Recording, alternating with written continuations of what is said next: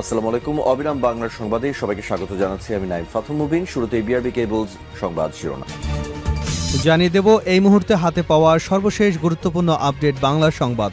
শুরুতেই জানাবো, দিনাজপুর সীমান্তে ভারতীয় বিএসএফের এক সদস্যকে আটক করেছে বাংলাদেশের বিজিবি।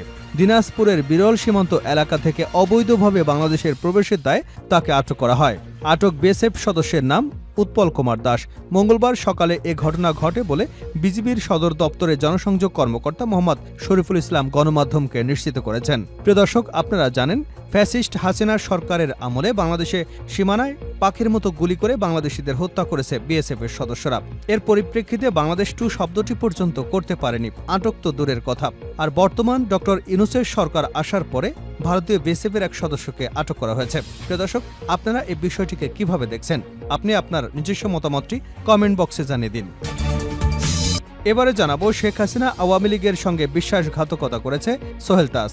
শেখ হাসিনা আমার সঙ্গে বিশ্বাসঘাতকতা করেছে, আওয়ামী লীগের সঙ্গে বিশ্বাসঘাতকতা করেছেন, বাংলাদেশের সঙ্গে বিশ্বাসঘাতকতা করেছেন বলে মন্তব্য করেছেন সাবেক স্বরাষ্ট্র প্রতিমন্ত্রী তানজিম আহমেদ সোহেল তাজ। সোমবার সাংবাদিক কনক সারওয়ারের ইউটিউব চ্যানেল কনক সারওয়ার নিউজে এক আলাপচারিতায় অংশ নিয়ে এক প্রশ্নের জবাবে এসব কথা বলেন তিনি। এ সময় আওয়ামী লীগকে নিষিদ্ধ করার প্রসঙ্গে সোহেল তাজ বলেন, আওয়ামী লীগকে নিষিদ্ধ করতে হবে না। হত্যা, গুম, খুন, দুর্নীতির সঠিক বিচার হলে এমনিতেই আওয়ামী লীগের অস্তিত্ব ধ্বংস হয়ে যাবে। জানাবো, ৩ কোটি টাকার ক্যাশ চেক দিয়ে জেলা প্রশাসক ডিসি পদায়নে গণমাধ্যমে প্রকাশিত একটি প্রতিবেদনের বিষয় খতিয়ে দেখতে এক সদস্যের তদন্ত কমিটি গঠন করেছেন সরকার।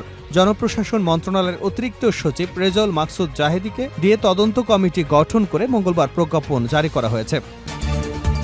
এদিকে বিএনপির মহাসচিব মির্জা ফখরুল ইসলাম আলমগীরের সঙ্গে বৈঠক করেছেন ঢাকায় নিযুক্ত দক্ষিণ কোরিয়ার রাষ্ট্রদূত পার্ক ইয়ং-ছেক। মঙ্গলবার বিকাল ৪টায় গুলশান চেয়ারপারসনের রাজনৈতিক কার্যালয়ে তাদের মধ্যে এ বৈঠক অনুষ্ঠিত হয়। জানিয়ে দেব, চোখ রাঙাচ্ছে পদ্মা, আতঙ্কে পদ্মাপাড়ের মানুষ। ভারী বৃষ্টিপাতের কারণে উজান থেকে নেমে আসা পানিতে গত কয়েকদিনে ফের বৃদ্ধি পেয়েছে পদ্মার পানি। এতে আতঙ্কিত কুষ্টিয়া দৌলতপুর উপজেলার পদ্মাপাড়ের মানুষ। এবং সর্বশেষ জানাবো আন্তর্জাতিক সংবাদ। নিউ ইয়র্কে মোদি ইউনূস বৈঠক না হবার কারণ জানালো নয়াদিল্লি। জাতিসংঘের সাধারণ পরিষদের ৭৯তম সম্মেলনে যোগ দিতে এরই মধ্যে দেশ ছেড়েছেন অন্তর্বর্তী সরকারের প্রধান উপদেষ্টা ডক্টর মোহাম্মদ ইউনূস।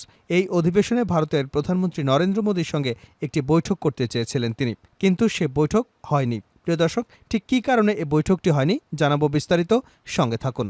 এতক্ষণ শিরোনাম শুনছিলেন, এবার বিস্তারিত। প্রিয় দর্শক, আপনি যদি এই চ্যানেলে নতুন হয়ে থাকেন, ভিডিওটি দেখতে দেখতে চ্যানেলটি সাবস্ক্রাইব করে আমাদের সঙ্গে থাকুন। আর এই ভিডিও সম্পর্কে আপনি আপনার মূল্যবান মতামতটি কমেন্ট বক্সে জানিয়ে দিন। আর হ্যাঁ প্রিয় দর্শক, জানিয়ে দিন ভিডিওটি কোথা থেকে দেখছেন। দিনাজপুর সীমান্তে ভারতীয় বিএসএফ সদস্যকে আটক করেছে বাংলাদেশের বিজিবি। দিনাজপুরের বিরল সীমান্ত এলাকা থেকে অবৈধভাবে বাংলাদেশে প্রবেশের দায়ে ভারতের সীমান্তরক্ষী বাহিনী বিএসএফের এক সদস্যকে আটক করেছে বাংলাদেশ বর্ডার গার্ড। আটক বিএসএফ সদস্যের নাম উৎপল কুমার দাস। মঙ্গলবার সকালে এ ঘটনা ঘটে বলে বিজিবির সদর দপ্তরের জনসংযোগ কর্মকর্তা শরীফুল ইসলাম গণমাধ্যমকে নিশ্চিত করেছেন। বিজিবির দেওয়া তথ্য অনুযায়ী বেলা 11:30টার দিকে গরু ছাগল তাড়ানোর সময় ভুলবশত জিরো লাইন অতিক্রম করে বাংলাদেশের ভেতরে প্রবেশ করলে তাকে আটক করা হয়। দিনাজপুর বিজিবি সেক্টরের কমান্ডার কর্নেল মোহাম্মদ আহসানুল ইসলাম জানান, বিএসএফের ওই সদস্য জিরো লাইন পেরিয়ে বাংলাদেশের ভেতরে ঢুকে পড়ে। তাকে আটক করার পর বিএসএফকে বিষয়টি জানানো হয়েছে। বিজিবি এবং বিএসএফের মধ্যে আলোচনা শেষে তাকে ফেরত দেওয়া হবে। শেখ হাসিনা আওয়ামী লীগের সঙ্গে বিশ্বাসঘাতকতা করেছে সোহেল তাজ।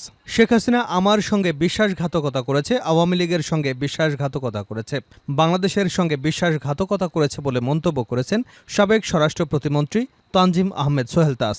সাংবাদিকদের কনক সারওয়ারের ইউটিউব চ্যানেল কনক সারওয়ারের নিউজে এক আলাপচারিতায় অংশ নিয়ে এক প্রশ্নের জবাবে একথা বলেন সোহেল তাজ। সোহেল তাজের কাছে কনক সারওয়ার জানতে চান, দায়িত্ব নেওয়ার ৫ মাসের মাথায় কেন তিনি স্বরাষ্ট্র প্রতিমন্ত্রীর পদ থেকে পদত্যাগ করেছেন। এর জবাবে সোহেল তাজ বলেন, দায়িত্ব নেওয়ার সময় আমি ইন্সপায়ার্ড ছিলাম, বাংলাদেশকে একটি গুণগত চেঞ্জ করব, একটা সিস্টেমেটিক চেঞ্জ আসবে। আমি সেই বিশ্বাস থেকে ইলেকশন করেছিলাম, প্রতিমন্ত্রীর দায়িত্ব নিয়েছিলাম। তিনি বলেন, but I feel completely betrayed. আমি আস্থা রেখেছিলাম আমাদের প্রধানমন্ত্রীর উপর। She betrayed me, she betrayed the party Awami League, she betrayed Bangladesh.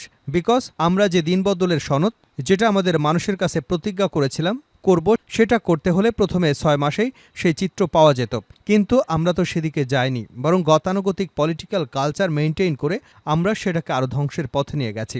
এছাড়াও 1 ঘন্টা 4 মিনিট 58 সেকেন্ডের দীর্ঘ আলাপচারিতায় সোহেল তাজ নানা বিষয় নিয়ে কথা বলেছেন। তিনি বলেছেন, জেল হত্যা নিয়ে, বিডিআর বিদ্রোহ নিয়ে, আওয়ামী সরকারের দুর্নীতি, বদলি বাণিজ্য, ক্ষমতার বাইরে থাকলে এক হাসিনা, ক্ষমতায় গেলে হাসিনা বদলে যাওয়া, জুলাই অভ্যুত্থানে গণহত্যার পরও নিজের বোনের আওয়ামী লীগে থাকা এবং দল হিসেবে আওয়ামী লীগের ভবিষ্যৎ নিয়ে।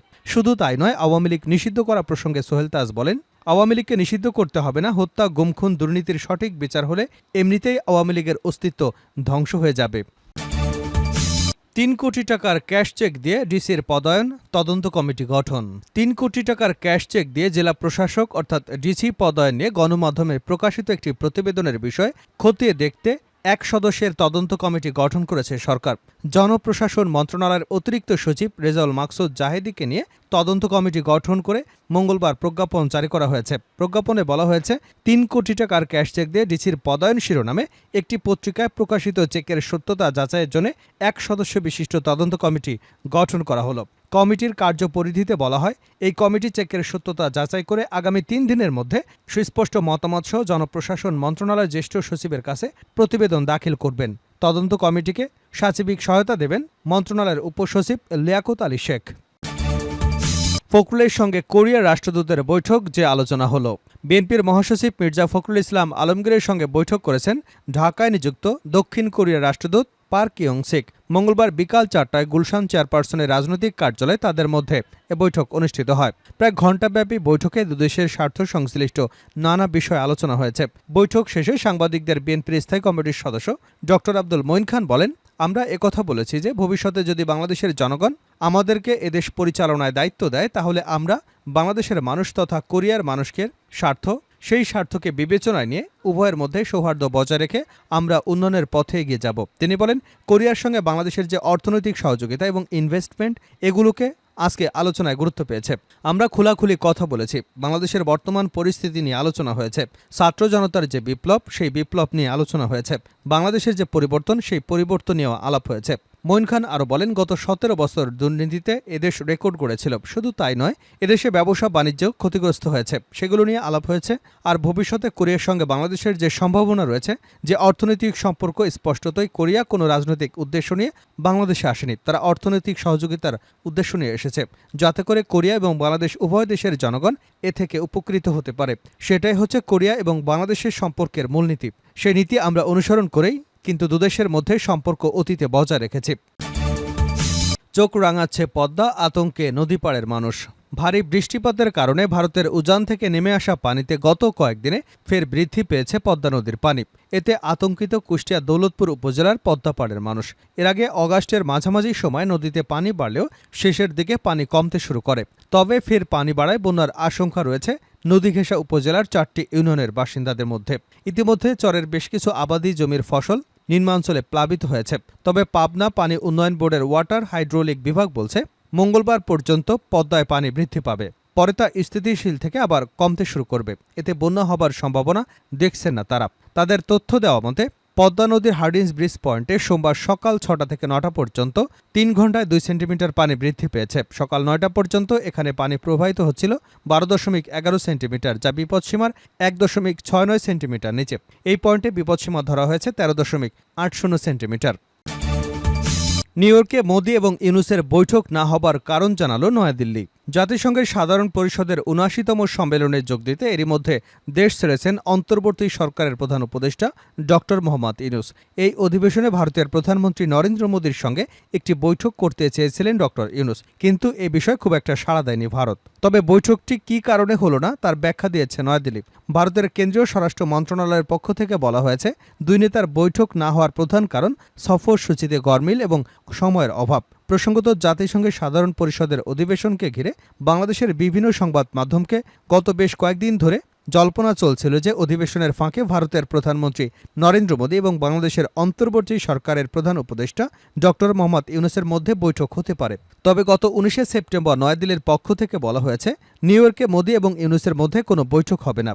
নয়াদিল্লির এই ঘোষণার পরপরই সংবাদ মাধ্যম ও সামাজিক যোগাযোগ মাধ্যমগুলোতে চাউর হয়ে যায় যে বাংলাদেশের সাম্প্রতিক রাজনৈতিক পরিবর্তন এবং সাবেক প্রধানমন্ত্রী শেখ হাসিনা বর্তমানে ভারতে রাজনৈতিক আশ্রয় থাকার কারণে ইউনূসের সঙ্গে বৈঠক করতে চাইছেন না নরেন্দ্র মোদী। তবে সোমবার এক প্রেস ব্রিফিংয়ে এ তথ্য নাকচ করে দিয়েছেন ভারতের পররাষ্ট্র সচিব বিক্রম মিশ্রি।